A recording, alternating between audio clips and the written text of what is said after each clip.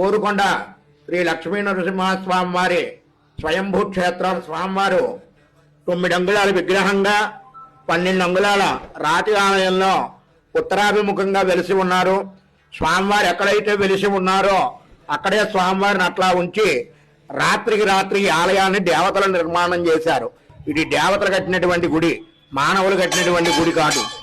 అలాగే 11, 12 శతాబ్దాల్లో 2వ ప్రతాపరుద్రుడి కాలంలో, రెడ్డి రాజుల కాలంలో మళ్ళా రీకన్స్ట్రక్షన్స్ చేసి పునర్నిర్మాణాలు చేసి వాళ్ళు శిలాశాసనాలు వేసి ఉండవచ్చు. ఇది 32 నారసింహ క్షేత్రాల్లో ఒక క్షేత్రం, స్వయంభూ క్షేత్రం. స్వామివారు ఇక్కడ శాంతమూర్తి అయి లక్ష్మీదేవితో కూడుకుని వెలసి ఉన్నారు.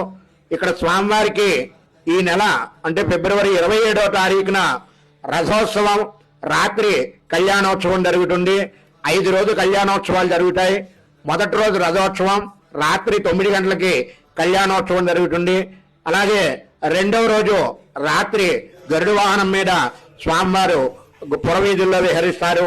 3వ రోజు రాత్రి హనుమత్ వాహనం మీద స్వామివారు విహరిస్తారు. ఆ రోజు సాయంత్రం కింద గుళ్ళో సదస్సు కార్యక్రమం, పండిత సత్కారం జరుగుతుంది.